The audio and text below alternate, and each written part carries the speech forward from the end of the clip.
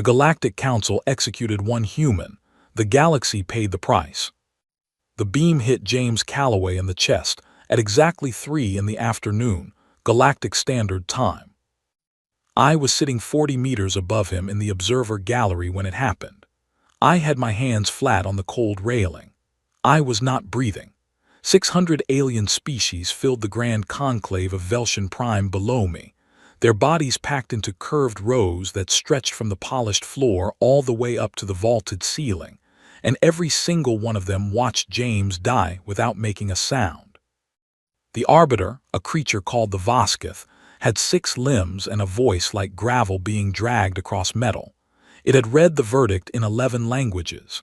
James had stood very straight and very still through all 11. He was wearing a gray suit. He had combed his hair. He looked like a man who had made peace with something long before the rest of the room understood what was happening. The beam was a pale blue-white. It lasted 3 seconds. Then James was gone, and the chamber smelled like hot copper, and the Voskith announced that the session was closed. I filed a formal protest on behalf of Earth. The Council dismissed it in 40 seconds. I remember counting. 1, 2, 3. The chamber was already reorganizing around the next item on the agenda.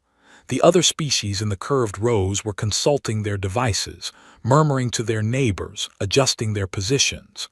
James had been alive and then he was not, and the conclave moved on the way water moves around a stone. James Calloway had been Earth's first galactic ambassador, not its first diplomat. We had sent dozens of those in the 50 years since first contact. But James was the first human the Galactic Council had ever truly paid attention to, and that, in the end, was exactly what got him sentenced to death. They called the charge ontological aggression. I had never heard that phrase before the day they arrested him, and neither had most of the legal scholars back home. It was a charge the Council had invented, specifically and deliberately, for James. What it meant, stripped of all the ceremonial language, was this: he was too effective. He had negotiated a series of trade route agreements that gave humanity real leverage over 3 major shipping corridors in the Outer Arm. Not military leverage. Not territorial leverage.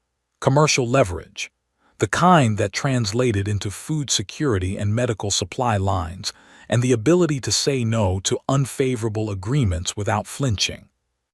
The Council called it aggression because, for the first time, a human diplomat had made them feel something they were not accustomed to feeling around our species. Uncertain. What they did not know, what I only learned much later when the sealed files were finally opened, was what James had actually been doing in those final negotiations. It was not about trade routes at all. The trade route agreements were the framework, the scaffolding. What James was building underneath them, quietly and without announcement, was a grain-sharing treaty for the Ryath famine. The Ryath were a small species, barely spacefaring, living on 3 moons in the outer reach. Their agricultural systems had collapsed due to a solar irregularity. They had been asking the Council for emergency food access for 2 years and receiving politely worded letters in response. James had simply started fixing it. He had used the trade negotiations as cover to create a logistics chain that would have fed 400 million Ryath people through the next 3 growing cycles. He had not asked permission. He had just done it, the way he did everything, quietly and with complete focus. The Council did not know about the Ryath part. If they had, I am not sure it would have mattered. By the time they understood what James represented, they were already afraid of us, and fear, in any species, tends to find reasons rather than causes. I remember what he said to me in the last transmission before they took him into custody. We were using an encrypted link, and his voice was calm in the way that water is calm before you realize the current underneath it. He said, "Mara, listen carefully. Whatever happens, do not let them see you angry. Anger tells them they have power over you. Give them nothing. Just watch. Then go home and tell them exactly what happened here, word for word, without editorializing." I said, "James, what do you think is going to happen?" He was quiet for a moment. Then he said, I think they are going to make a very large mistake. That was the last real conversation I had with him. I walked out of the conclave of Veltion Prime that afternoon with my diplomatic case in one hand and my jaw locked tight. Behind me, the 600 species audience was already dispersing, already moving on to their next agenda items. To most of them, James Calloway had been an administrative problem, now resolved. I got into the transit pod that would take me to the departure ring, and I sat down, and I opened a new document on my handheld, and I began composing two messages simultaneously. The first was the official diplomatic report, measured and precise, describing the day's events for the record. The second was addressed directly to the Joint Planetary Council on Earth. It was not official. It was not measured. It had taken me 20 minutes to write because I had deleted it 3 times. Each draft had been longer and more detailed and more complicated than it needed to be, and each time I deleted it, I heard James in my head saying, "Mara, when you write more than you need to, it means you are not sure yet. Wait until you are sure. Then use the fewest words possible." I waited until I was sure. The message was 11 words long. It said they did it. James was right. We need to talk. I sent both messages before the pod reached the departure ring. Then I sat back and looked out at the stars through the transit window, thousands of them, the lights of a galaxy that had just made the biggest mistake in its recorded history. I did not feel angry. James had told me not to. What I felt was something colder and much more patient. I thought about what he had said. A very large mistake. I thought about all the things I knew about humanity that the Galactic Council did not, all the things they had never bothered to learn because we had seemed so small, so new, so eager to belong. I thought about the fact that we had been at war with each other for 10,000 years before we ever reached the stars, and that what we had developed in that time was not just weapons or strategy, but something much rarer, much harder to see from the outside. We had developed an extraordinary capacity to wait. The departure ring came into view. The transport home was already docked and waiting. I stopped before I boarded and looked back once, through the wide observation window at the central spire of Veltion Prime. It was a beautiful planet, genuinely. The kind of beautiful that arrives when a civilization has had 10,000 years to arrange itself thoughtfully across a landscape it respects. The spire rose from a city that spread in careful rings of silver and green, and the afternoon light made the whole thing look almost kind. I had loved this place once.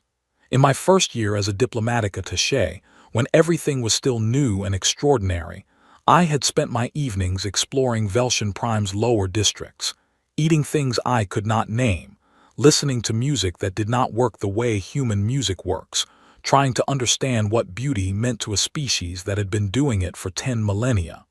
I had written letters home about it. I had told my sister that it was the most astonishing thing she could imagine, being out here, being part of this. James had been the one who told me not to lose that feeling. He had said, "The day you stop finding it astonishing is the day you should come home for a while. It means you have stopped paying attention." I had asked him once how long he had been paying attention.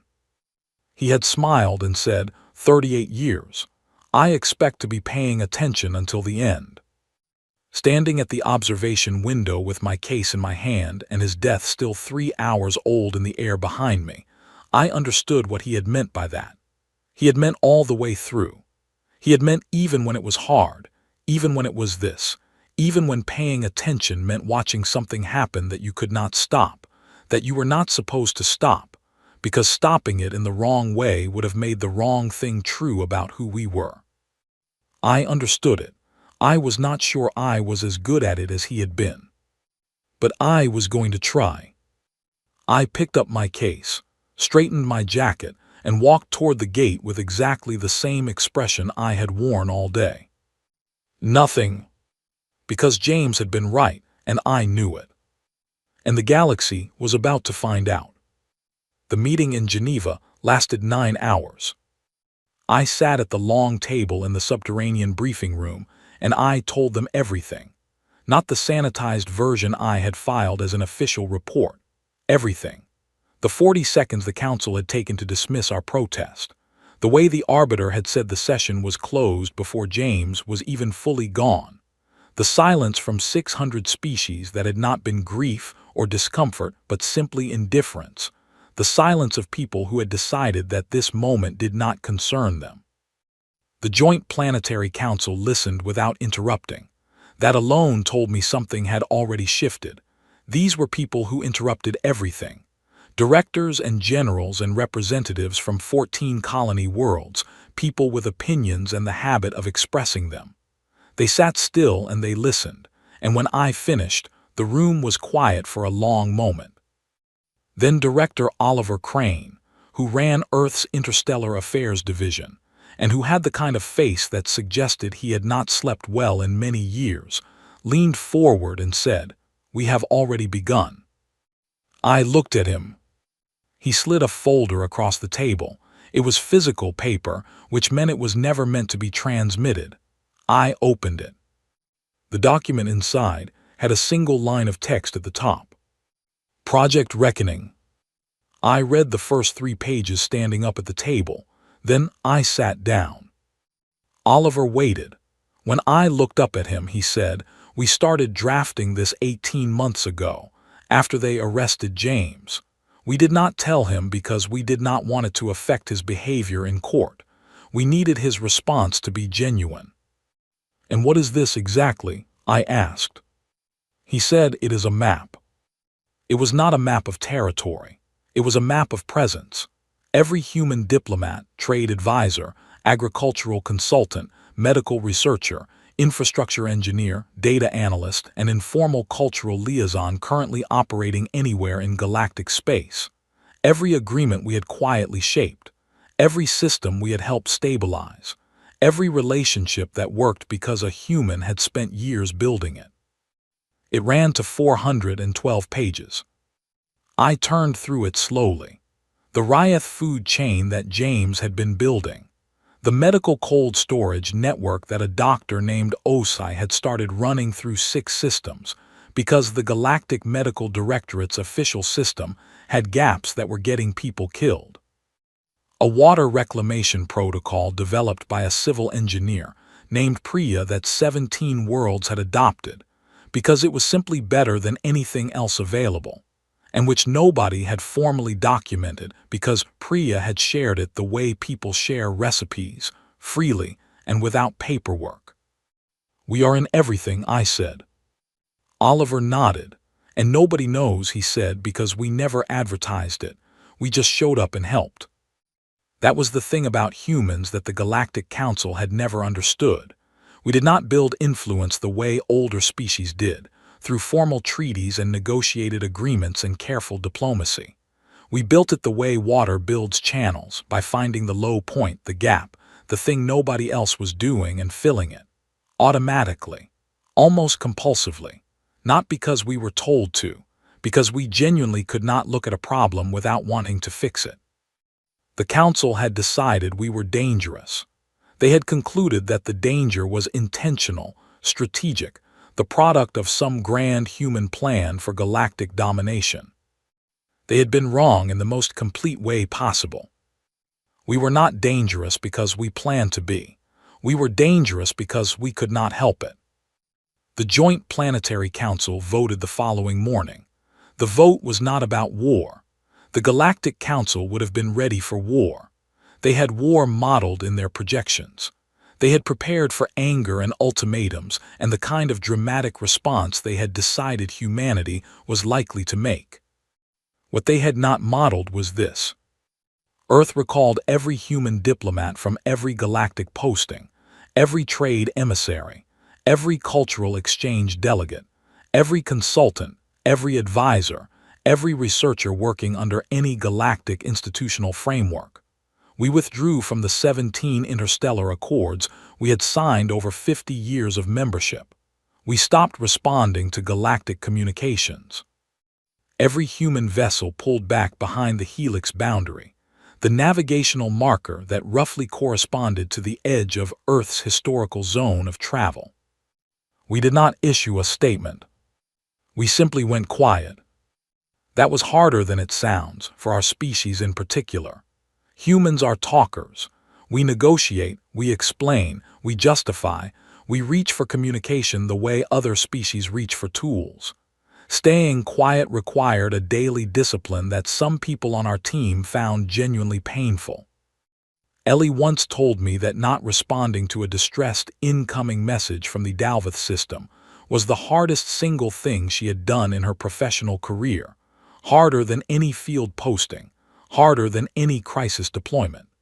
She had sat at her desk for 40 minutes with the message open and her hands in her lap before she closed it.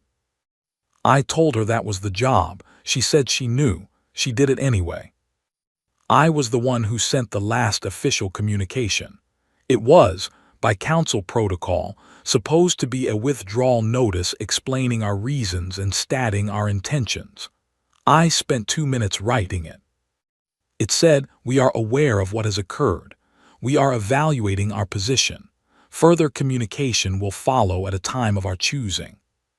Then I sent it, closed the channel, and walked out of the communications room. The first inquiry from the Galactic Council arrived 4 weeks later. It was formal and measured and carefully worded, and it asked whether Earth intended to resume normal diplomatic relations. We did not respond. The second communication arrived 3 weeks after that. It was less formal. It used the word concerned several times. We did not respond. The third communication arrived 2 weeks later. It was not formal at all. It came from the desk of the Veshali Directorate, which was the Council's executive body, and it said, in essence, that Earth's continued silence was creating administrative difficulties and that we were requested to reopen communications immediately. We sent one sentence. We are aware.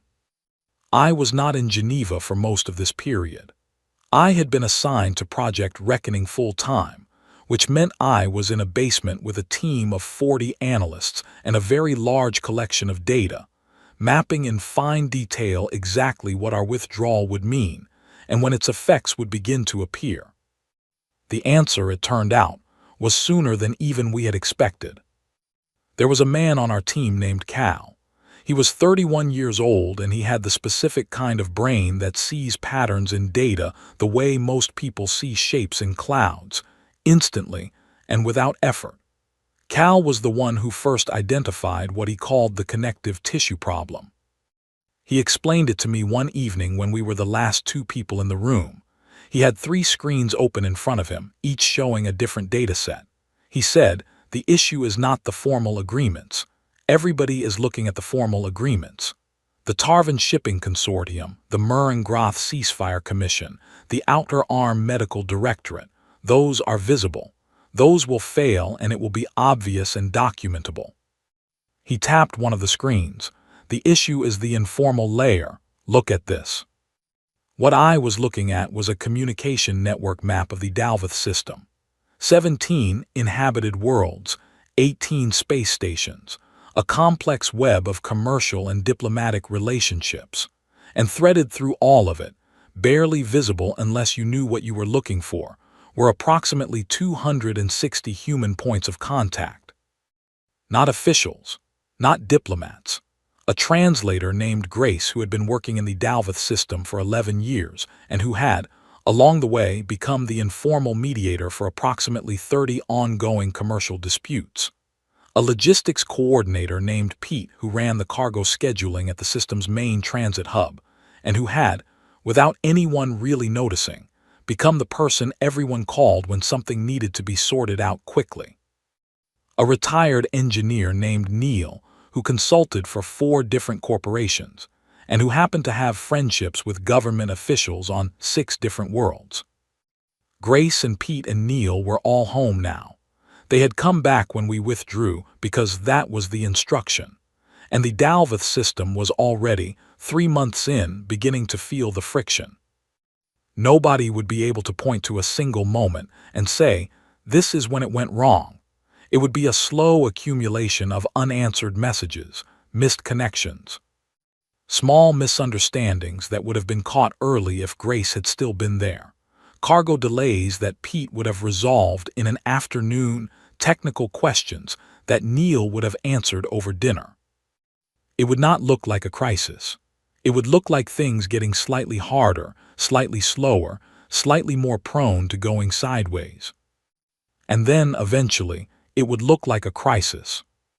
There was one person outside of Earth that I maintained contact with through the withdrawal. His name was Sarath. He was a Velnari diplomat, young for his role, with the kind of quiet, careful intelligence that his species was known for. Velnari were not like most of the council members. They did not talk over you. They listened first and spoke second, and they asked better questions than almost anyone else I had encountered in 11 years of galactic service. Sarath reached out to me privately, 6 weeks into the withdrawal, through a channel that was technically outside the official council network. He said, "Mara, I am not contacting you on behalf of the council. I am contacting you because I am trying to understand, and I do not think the council is asking the right questions." I appreciated that. I said, "What question do you think they should be asking?" He was quiet for a moment. Then he said, "They are asking when you will come back and what it will take for you to do so. I think the question they should be asking is what they did not understand about you in the first place." I told him he was right. I told him I could not answer that question for him, because it was not something he was going to learn from a conversation. It was something he was going to learn from watching what happened next. He said, "That sounds like a warning." I said, "It is not a warning, it is just the truth." He asked me if we were going to be all right. I knew he meant both of us, and also more than that, the galaxy, the whole complicated living thing of it. I thought about James. I thought about the Ryath famine treaty that had never been completed. I thought about Osai's vaccine network sitting dormant now, and Priya's water protocols that nobody was there to update and troubleshoot. I thought about Grace and Pete and Neil at home, probably already restless, already looking for problems to solve, because that was what humans did. I said, "Honestly, Sarath, I think that depends entirely on what people decide to learn from this." He did not respond immediately. When he did, he said only, "I am going to try." That was 3 months into the withdrawal. Things were still quiet. The council still believed it could manage the situation. They had contingency plans. They had replacement advisors lined up, alternative logistics frameworks, formal protocols designed to cover the gaps we had left. What they did not have was 11 years of informal relationships, institutional memory, the specific trust that comes from a human showing up consistently in a place where they were not required to be, doing work that nobody asked them to do because the work needed doing. You cannot replace that with a plan. The cascade, when it came, was not a single event. It was a season. It started with the Tarvan Shipping Consortium. I was reading the morning intelligence reports in my office in Geneva when Cal knocked on my door and said, "Tarvan just grounded its entire fleet." I looked up from my screen. I said, "All of it." "All of it," he said. He sat down across from me and put a tablet on the desk between us. The consortium operates in 9 systems. They have approximately 12,000 commercial vessels. He slid the tablet toward me. I looked at the data. 341 active cargo disputes, all of them frozen. Because the arbitration network that processed those disputes had relied, at its operational center, on a team of 4 human mediators who had been doing the work for 7 years, and had never been formally listed as essential personnel because they had never needed to be. Their replacement arbitrators had been in place for 2 months. In theory, the replacements were qualified. In practice, they did not know the history of any of the disputes. They did not know which captains respected each other and which ones had old grievances. They did not know which contracts had informal side agreements that both parties honored even though they were never written down. The Tarvin Consortium's entire commercial operation ran on a combination of formal rules and informal trust, and the humans had been maintaining both simultaneously, without anyone fully realizing it. Without the informal trust layer, the formal rules were not sufficient. 12,000 ships grounded. 2 weeks later, the Kayeth plague crossed into the second system. The Kayeth plague was not new. It had existed in a dormant form for decades, managed through a vaccination program administered by the Galactic Medical Directorate. What nobody outside our own records knew was that the logistical backbone of that vaccination program had been built and maintained by Os Mensa, the doctor I had mentioned in my withdrawal briefing. Os had not been employed by the Directorate. He had been a private researcher who had noticed, 12 years ago, that the Directorate's distribution network had a critical gap in the outer supply chain, and who had quietly built a parallel system to fill it. The Directorate had not known the parallel system existed. They had just noticed that their vaccine coverage numbers were better than their own models predicted and had attributed it to statistical variance. When Osai came home, the parallel system went dormant. The Directorate's official system continued to function, but without the gap being filled, coverage in the outer zones dropped. Not immediately, gradually. The kind of gradual drop that does not trigger an alert until the threshold has already been crossed. By the time it crossed, the Kayeth plague had 16 weeks of head start. I read the report on a Tuesday morning, and I sat very still at my desk for a long time. The Kayeth were a species I had met twice in my career, briefly, at formal functions. They were quiet and extremely polite, and they made very detailed artwork out of materials they found on the ground.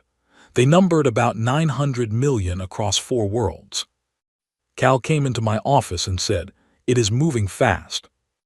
"I know," I said. He said we could send Osai back, medical emergency exception. The council would not object at this point. I looked at him.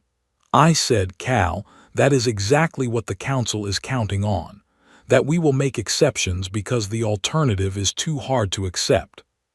He was quiet. Then he said, "There are 900 million Kayeth." "I know," I said, "I know."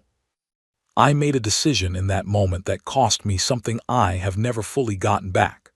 I sent a message to the Joint Planetary Council recommending against the medical emergency exception, with a full explanation of my reasoning. And then I requested that we accelerate the preparation of the humanitarian framework we had been drafting, because if we held the line now, we would have the standing to make demands later that would protect 100 times as many lives. The council agreed with me. I am still not certain they were wrong to do so. I am still not certain I was right. What I know is what happened next. The Galactic Medical Directorate, faced with a crisis they had not modeled and resources they had not allocated, reached out to the Velnari Scientific Consortium for emergency assistance. The Velnari mobilized because they were organized and disciplined and genuinely good at crisis response. They contained the plague to 2 of the 4 worlds. They did remarkable work. 900 million people, 2 worlds protected. The other 2 took months to stabilize. The final count was something I am not going to write in this account, because numbers have a way of making the abstract feel distant, and this was not distant. The Murren-Groth War recommenced on a Friday. The Murren and the Groth had been fighting, with brief interruptions, for over a century. The ceasefire that had held for the past 60 years had been brokered partly through formal Galactic Council mediation, and partly through the quiet persistence of a human diplomat named Ada who had spent 30 years shuttling between the 2 species, building the personal relationships and the small informal agreements that kept the formal ceasefire from breaking down every time something went wrong, because something always went wrong. Ada was 62 years old and she was retired now, living in Norfolk with her daughter and her considerable collection of alien artifacts. She had come home when the withdrawal began, as instructed.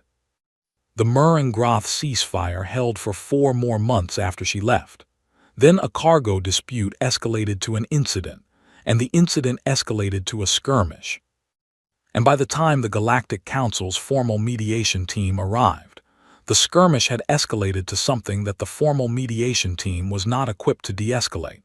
Because formal mediation teams work best when there is still goodwill to work with.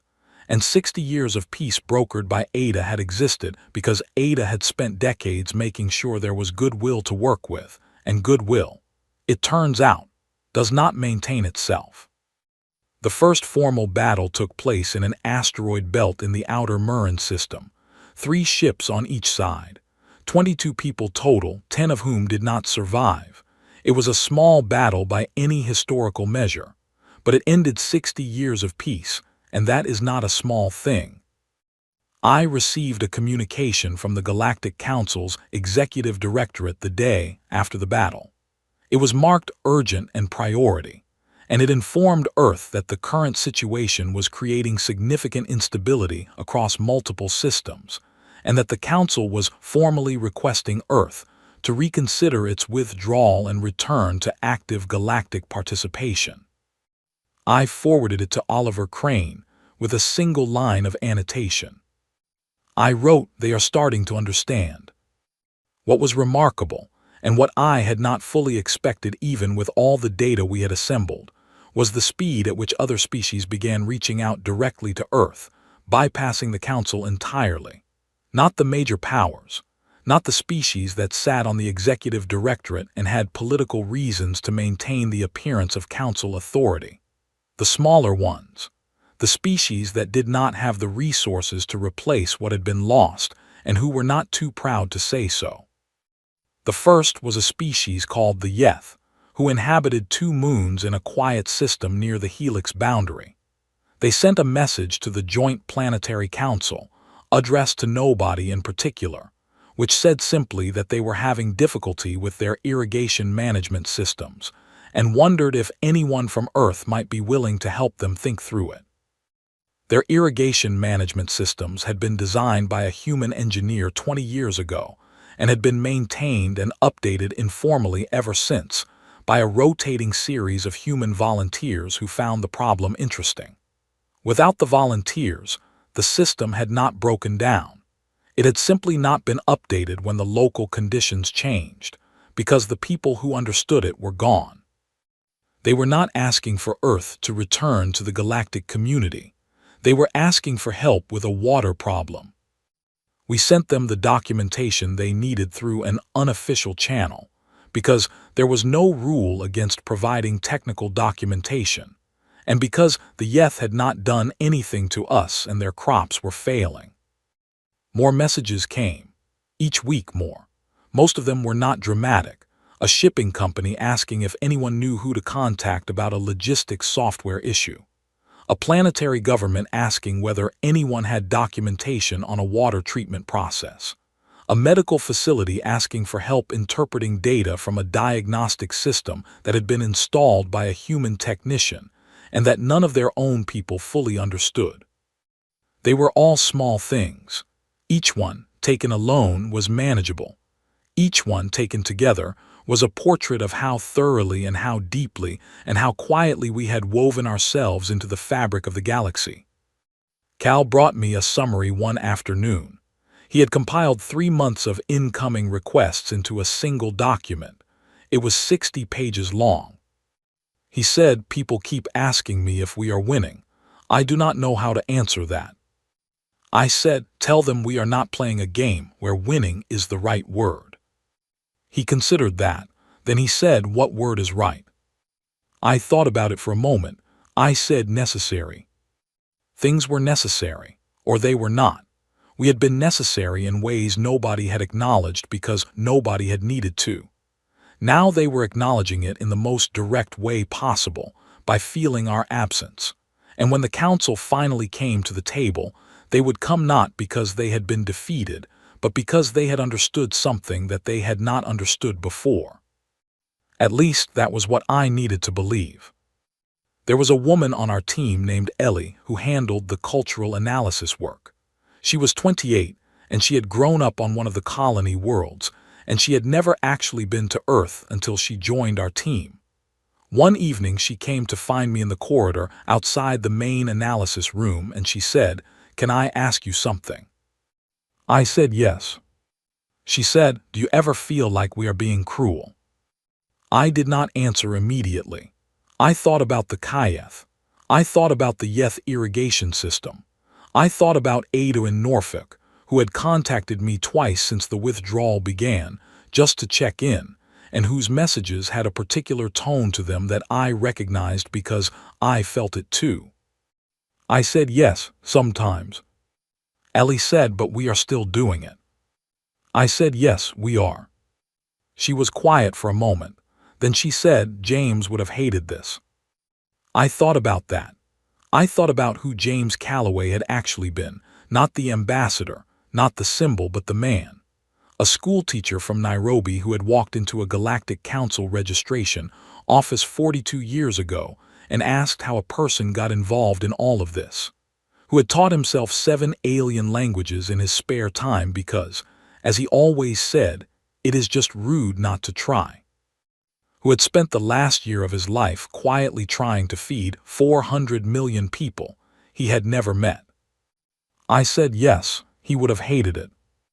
Then I said, and he would have done it anyway, because he would have understood that sometimes the kindest thing you can do is stop saving people from the consequences of their own choices long enough for them to understand what those consequences are. Ellie went back to work. I stood in the corridor for another minute. Outside, in the dark between the stars, the galaxy was learning something the hard way. We were waiting for it to finish learning. The chamber smelled different than I remembered. Velshan Prime's Grand Conclave had been renovated in the 2 years since James's death. The curved rows were the same. The vaulted ceiling was the same. The light that came through the upper windows at a particular angle in the afternoon was the same. But there was something in the air, some quality of tension or attention or maybe simply weight, that had not been there before.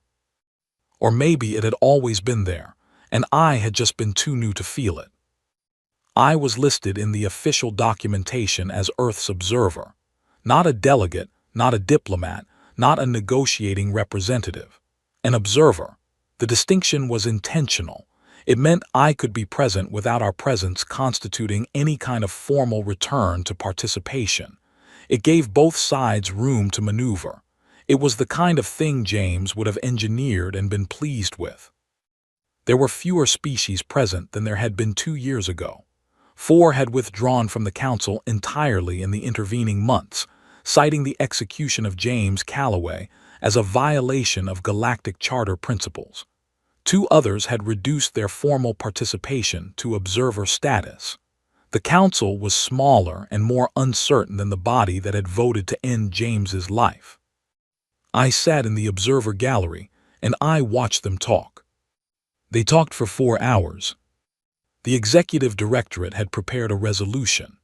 It was 37 pages long, which I knew because Oliver Crane had obtained a copy through a Velnari diplomatic contact 3 days earlier, and I had read it twice on the transport from Earth.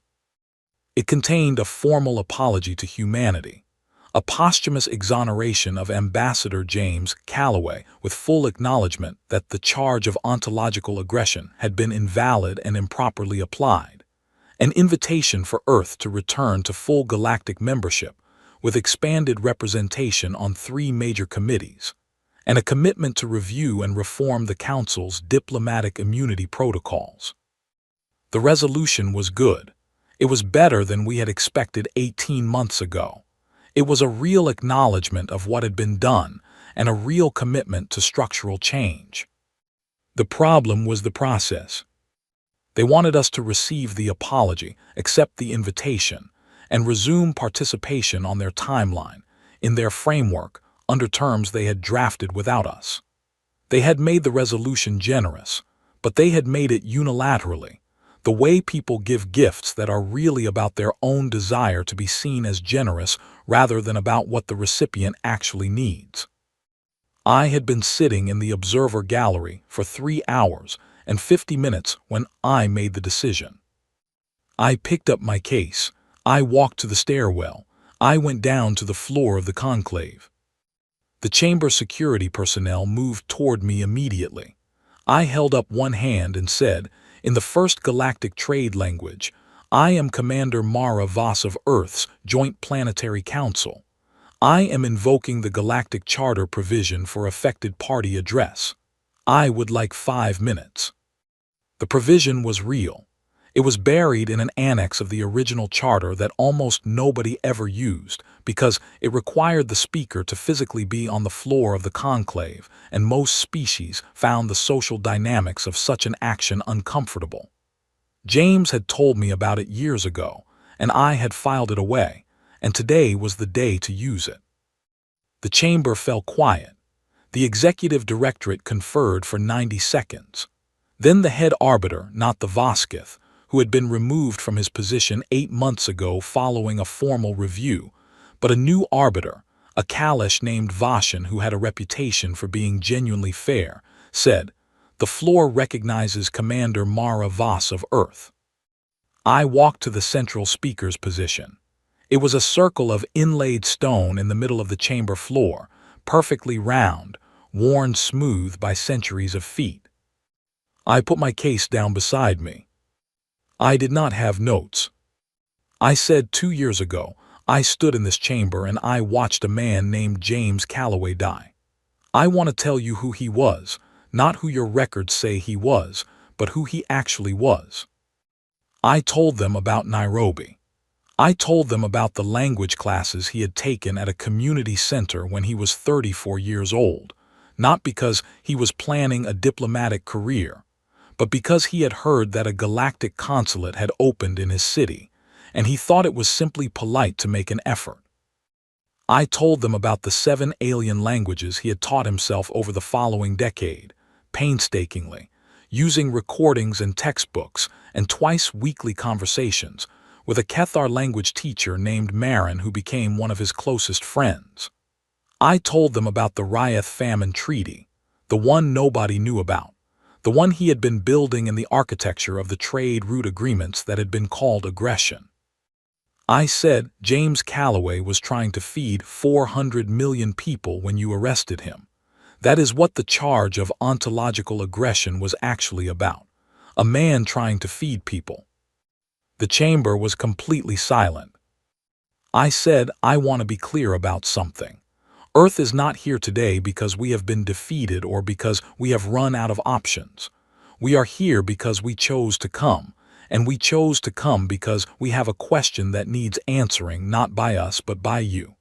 The question is this: do you understand what happened, and have you understood it well enough to do something different? The resolution you have prepared is generous. It acknowledges what was done to James. It offers reforms. I have read it. I have appreciated the care that went into it, but it was written without us, about us, and presented to us as a finished document, and that is the same pattern of behavior that created the original problem. You made a decision about a human without understanding what that human was actually doing. And now you have made a resolution about humanity without asking us what we actually need. I paused. I said, so I am asking you now to set aside the resolution, not permanently, but temporarily, and to open a genuine negotiation, not between Earth and the Council, between Earth and every species in this chamber that wants to be part of a galactic community that does not do what was done to James Calloway, because that is the community we are willing to rejoin, and that is the only one. The silence lasted a long time. Then Vashan said, does Earth have specific proposals? I reached into my case and took out a document. It was 52 pages long. We had been writing it for 14 months. I said, yes, we do. I placed it on the speaker's lectern. What happened over the following 3 weeks was not dramatic in the way that battles are dramatic or speeches are dramatic. It was the slow and sometimes frustrating process of working through the specific language of specific provisions with specific representatives who had specific concerns. It was exactly the kind of work James had spent his career doing, and which had ultimately gotten him killed, and which we were now doing in the open, on the record, with every species that chose to participate.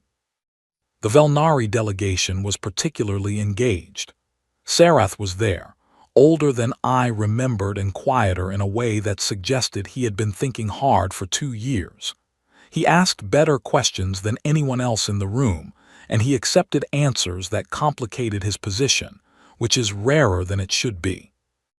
On the 8th day of negotiations, he came and found me during a recess and said, "I have been thinking about what you said during the withdrawal, that whether things would be all right depended on what people decided to learn." There was a moment on the 6th day that I think of often. One of the Kethar delegates had pushed back on a specific provision about independent diplomatic oversight, arguing that it created a parallel authority structure that undermined the Council's ability to act quickly in emergencies.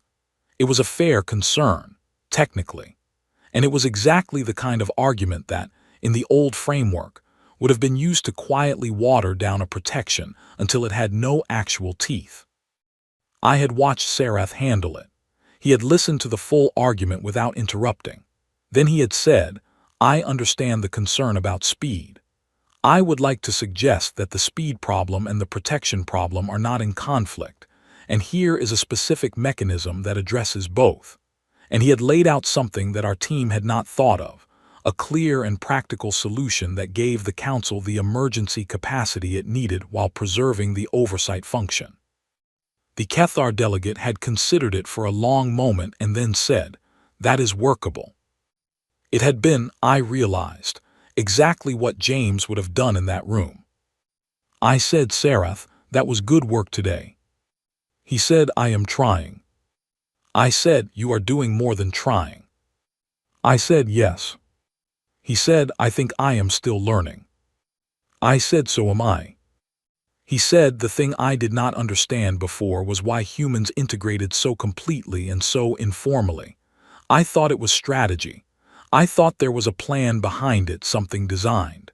He paused, "But there was no plan, was there?" I said, "Not a formal one, no." He said, "You just could not help it." I smiled for the first time in what felt like a very long time. I said, "We genuinely cannot." He nodded slowly. He said, "That is both the most reassuring thing and the most alarming thing I have learned in the past 2 years." I said, "I know." The final agreement was signed 23 days after I walked down to the chamber floor. It was not the Council's original resolution.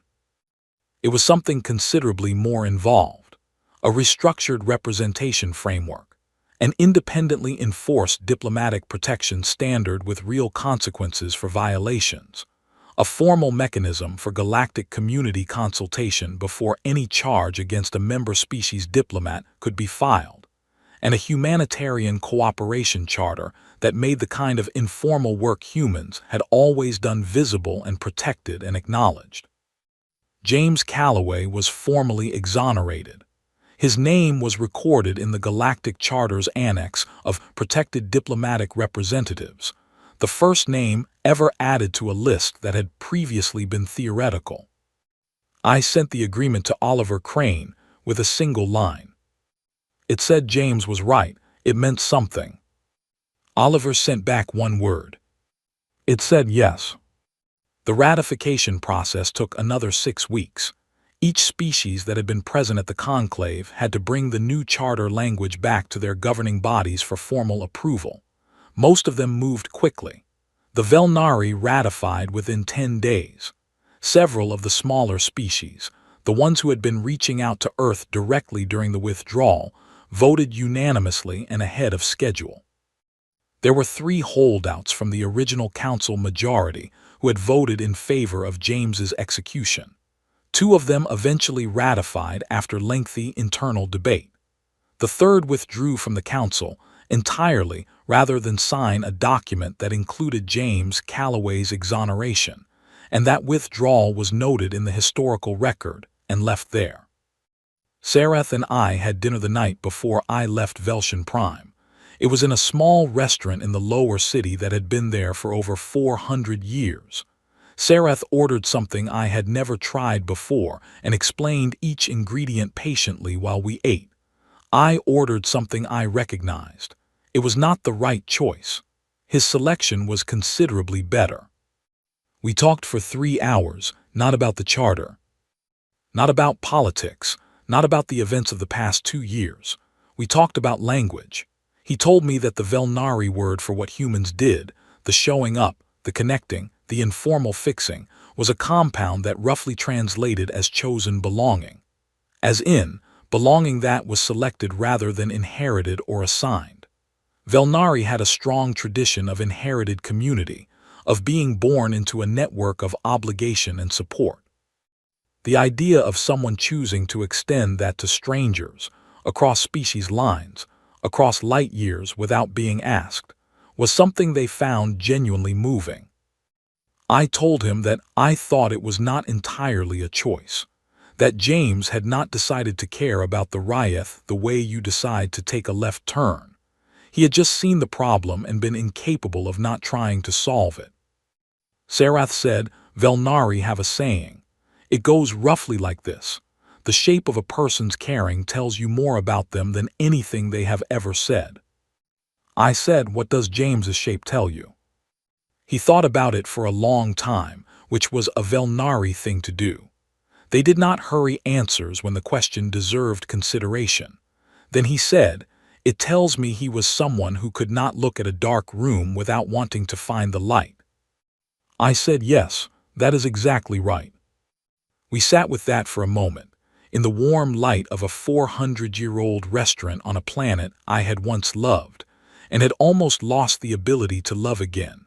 And I felt something settle in me that had been unsettled for a very long time.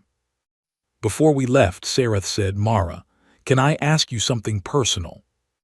I said yes. He said, do you think you will come back? Not officially. Do you think this place will feel like a place you want to be again? I looked out the window at the street below, the silver and green of the city, the careful beauty of a civilization that had been doing this for 10,000 years. Then I thought about James saying, the day you stop finding it astonishing. I thought about the window on the departure ring and what I had felt there. I said, I think James spent 38 years paying attention to things that were genuinely worth paying attention to. I think I have a lot of years left to do the same. Sareth nodded. He said, I hope so. I said, so do I. I flew home the following morning. The transport crossed the helix boundary in the early hours, and I was asleep when it happened, and I did not see the stars on either side of the line, but I knew they were there, all of them, the whole complicated living thing of the galaxy, continuing, adjusting, learning, failing, trying again. I was sitting in a garden in Geneva when the final reckoning report was declassified. It was a Tuesday morning in late October. The light was doing the thing it does in autumn, low and gold, cutting through the trees at a long angle. I had a cup of tea that had gone cold while I was reading. The garden was part of the International Cooperation Complex, not a large garden, but a real one with actual grass, and a tree that I had no idea what kind of tree it was but which I liked very much. The report was 467 pages. My clearance had been upgraded, so I could finally read the sections that had been restricted even from me during the active phase. I read for 3 hours. What the restricted sections contained was not what I had expected. I had expected more data about galactic cascades, more analysis of the diplomatic outcomes, more projections about the long-term effects of the agreement we had negotiated at Velshan Prime. There was some of that. But the core of what had been restricted was something else entirely. It was a study of us. The team that had built Project Reckoning had not just been mapping what humans did in the galaxy. They had been trying to understand why. They had pulled decades of behavioral data, interview records, sociological studies, anthropological research, everything they could find that might explain the pattern. And after 2 years of analysis, their conclusion was 14 pages long and extraordinarily strange. The conclusion said this: human integration into galactic society is not a political phenomenon. It is not strategic. It is not the product of institutional planning or cultural programming or deliberate diplomatic design. It is biological. The human tendency to seek connection across difference, to identify problems and attempt solutions, to build informal relationships of trust in unfamiliar environments, to return to a place and a community consistently over time. These are expressions of the same underlying drive that caused humans to cooperate across tribal lines 60,000 years ago, to trade with strangers, to teach each other, to show up for people they had no formal obligation to. The report said, you cannot remove this tendency through policy. You cannot train it away.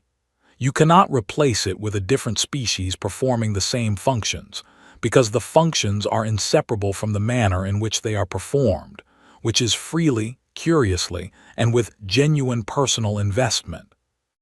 What humans bring to the galactic community is not expertise or labor or even diplomatic skill, though they bring all of those things. What they bring is the specific quality of caring about what happens next, even when next is someone else's problem in someone else's system on the other side of a galaxy they had never planned to be part of. I sat with that for a long time. I thought about James. I thought about the specific thing he had said to me once, early in his career, when I had asked him why he worked so hard at his language studies. He had said, because how would it feel to meet someone who had traveled that far and made no effort at all? It would be embarrassing. That was James. It would be embarrassing not to try, not strategically embarrassing, personally embarrassing. The kind of feeling you feel when you realize you have not been your best self. I thought about Osai, who had built a vaccine network across 6 systems, because the gaps in the official system were getting people killed, and he was a doctor, and he could see the problem, and he could not leave it alone. I thought about Priya, who had been contacted 3 times in the past 6 months by the Joint Planetary Council with requests to return to her consulting work. She had responded to the first 2 requests by asking whether the reformed charter protections were fully in place yet. When the 3rd message arrived confirming that they were, she had sent back a note that said, "Good. I have been working on an update to the water reclamation protocol that should improve yield by about 12%. I will be on the next available transport." Priya had spent her withdrawal period improving the protocol. She had not stopped working on the problem. She had just been doing it at home. I thought about Cal, who had already taken a position with the new Galactic Data Integration Office, a body that had been created as part of the reformed charter specifically to make visible and formalize the kind of informal work that humans had always done. Cal was, from what I understood, driving his new colleagues absolutely mad by identifying 37 additional data coordination gaps in the first 2 weeks. He considered this a successful start. I thought about Ellie, who had requested a posting to the Velnari homeworld as part of an exchange program that Sarath had proposed. The Velnari and Earth had developed something in the past 2 years that was harder to define than an alliance, a kind of mutual respect grounded in the fact that Sarath had been willing to ask the right questions, and we had been willing to answer them honestly. Ellie had said, "I want to understand them the way James tried to understand everyone. I want to actually try." I thought about Ada, who was not retired anymore. She had been asked specifically by both the Murran and the Groth governments to return as a mediation consultant, not as a Galactic Council representative, directly personally by name. The Murran Foreign Ministry had sent a message to her home address in Norfolk. The message had said, "We do not know if you remember us. You spent many years working to keep peace between our peoples. We remember you. We would like to ask for your help again." Ada had written back the same afternoon. She had said, "Of course I remember you. I will be there in 3 weeks. Please tell the Groth counterpart I send my greetings." Ada was 64 now. She had told me she planned to work until she could not anymore, and that she expected that to be quite some time. The Kayeth situation had stabilized. The two worlds that had been worst affected were in a longer-term recovery process. Oz had returned and was working with the Galactic Medical Directorate not just on the immediate crisis, but on a formal restructuring of their distribution network, one that would make visible and sustainable the kind of work he had always done informally. He had hired 6 colleagues. He expected to hire more. The Ryeth famine treaty that James had been building had been completed, finally, 8 months after the new charter was signed. Not by a human diplomat, by a joint team of human, Velnari and Ryeth representatives who had spent 4 months working through the logistics together. The Ryeth Agricultural Consortium had sent a formal letter of thanks to Earth's Joint Planetary Council. They had also sent a letter addressed specifically to James Calloway. The letter had been framed and hung in the entry hall of the Joint Planetary Council building in Geneva, next to the official portrait of James. The letter said, "We never met you. We know what you were trying to do for us. We are grateful. Your people finished what you started." I had stood in front of that letter for a long time when they first put it up. I did not feel triumphant. I am not sure triumph was the right feeling. What I felt was something more like resolution, the sensation of a thing that has been held in tension for a very long time finally releasing. Not an ending, just a breath. In the weeks after the new charter was signed, I had given a number of interviews to Galactic media outlets. They all asked essentially the same question in different ways. They wanted to know what Earth's plan had been. They wanted to understand the strategy. Had we known from the beginning exactly how the withdrawal would affect the galaxy? Had we engineered the cascade? Had we calculated each point of pressure and applied it deliberately? I always gave the same answer. I said, we are humans. We do not have a master plan. We have a very strong preference for showing up and seeing what needs to be done. That was not entirely true, of course. We had Project Reckoning. We had Cal and his maps and Ellie and her analysis and 40 other people in a basement in Geneva who had worked very hard to understand the landscape before we acted. Planning is not the same as strategy. Being deliberate about what you carry into a situation is not the same as controlling what happens. What we had done was simply refuse to pretend that the problem was smaller than it was, or that the answer was simpler than it needed to be. We had held a position that was painful to hold, and we had held it until the conditions for something better were in place. James would not have called that strategy either. He would have called it patience, or maybe manners, because he would have said that the galaxy deserved a response that actually addressed the problem rather than just reacted to the injury, and taking the time to give it that response was the only polite thing to do. I smiled at that thought. The garden was very quiet. Somewhere in the complex behind me, the Joint Planetary Council was in session, working through the logistics of the new cooperative trade framework, one of 17 ongoing formal processes that had emerged from the Veltian Prime Agreement. They would be at it for months. These things always took months. In 2 days, I was flying to the Yeth moons. The irrigation situation had been resolved through the documentation we had shared, but the Yeth government had asked whether anyone from Earth might be willing to come and have a look at their broader agricultural systems. They thought there might be other areas where the designs could be improved. They had been very polite about it. I had said yes, of course. I had also forwarded the request to a network of about 60 agricultural engineers and water management specialists who had worked in the region before the withdrawal, with a note saying that the Yeth were welcoming visitors if anyone was interested. 38 people had responded yes within the first 24 hours. 4 of them had already booked transport. I thought about what the Reckoning report had said. The specific quality of caring about what happens next, even when next is someone else's problem. Yes, that was about right. There was a ceremony at the Joint Planetary Council 3 days before I left for the Yeth Moons. It was for a new ambassador, the youngest one Earth had ever commissioned. Her name was Nina. She was 26 years old, from Guadalajara, and she had come through the diplomatic academy in 11 months rather than the usual 18, because she had already been fluent in 4 alien languages when she enrolled, and had used the time to add 3 more. In her intake interview, she had been asked why she had started learning alien languages before ever applying to the diplomatic service.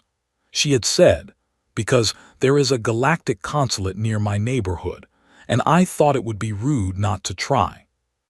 At the ceremony, I stood in the back of the room, and I watched her take the oath and shake hands with Oliver Crane, and turn to face the assembled room with the kind of expression that belongs to people who have a very clear idea of what they want to do, and who are not afraid of how long it is going to take. I recognized the phrasing she had used in her intake interview. I laughed for the first time in what felt like years, a real laugh, not a polite one. The person standing next to me turned and said, quietly, "What?" I said nothing, an old joke, something a friend used to say. The ceremony continued. Nina shook hands and said thank you and looked like someone who was already thinking about where she was going first. Sarath's government had requested a Velnari posting for Earth's new representative. Nina had already accepted. I thought about James one more time, and for the first time in 2 years the thought did not hurt in the way it had been hurting. It hurt differently now, the way old things hurt, the way loss becomes memory and memory becomes the shape of something you carry without noticing anymore because it has been part of you for so long. He had said, "I think they are going to make a very large mistake." He had been right. And we had made sure that the mistake became something. We had made sure it changed things, reformed things, opened things up that had been closed. We had made sure that the work James had spent his life doing was visible now and protected and acknowledged and continued by 100 people who understood why it mattered. We had made sure it always would be. People ask me sometimes still whether I think we won. Journalists mostly, or students writing theses about galactic diplomacy. They want a clean answer. They want to know if Earth emerged from the events of the past 5 years as a stronger power, a more influential voice, a galactic community leader. I always tell them the same thing. I say you are asking the wrong question. You do not win against a galaxy. You do not lose against one either. You live in it, which means you show up for it, which means you accept that most of what you do will be invisible and unmeasured and unrecorded, and that this is fine, because it is not about the record.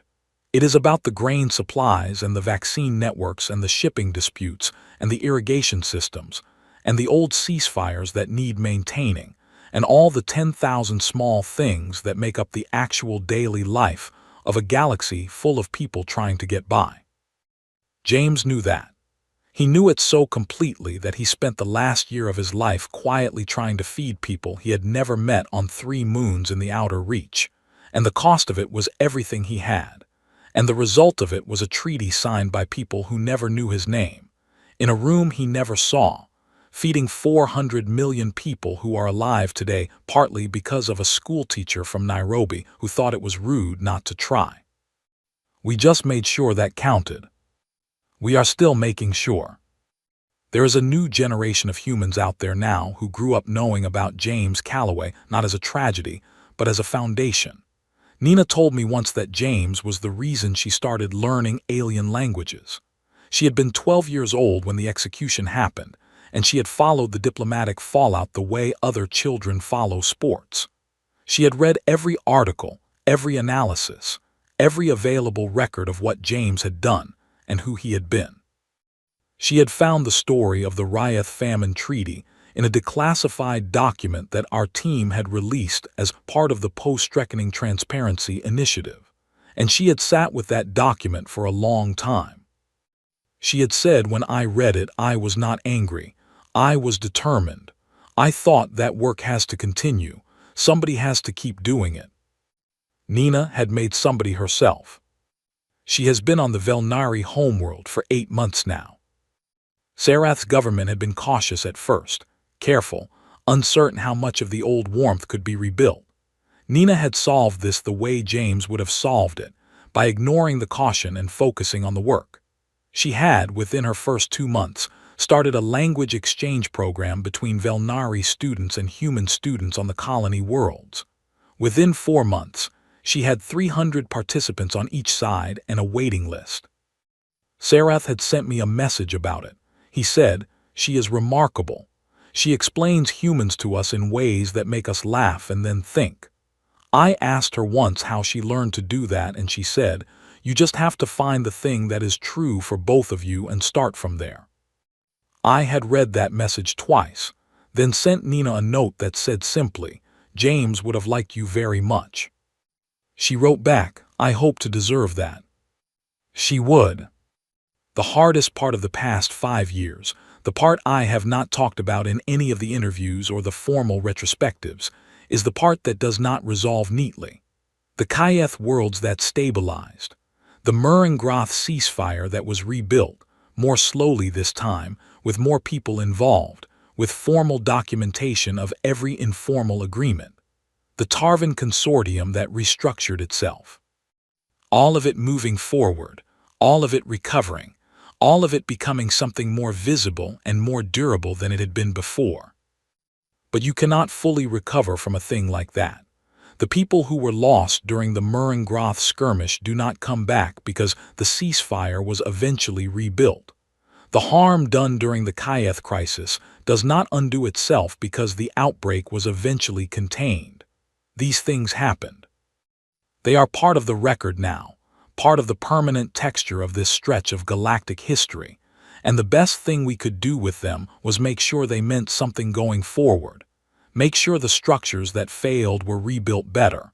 Make sure the informal things that had been invisible were made visible and protected.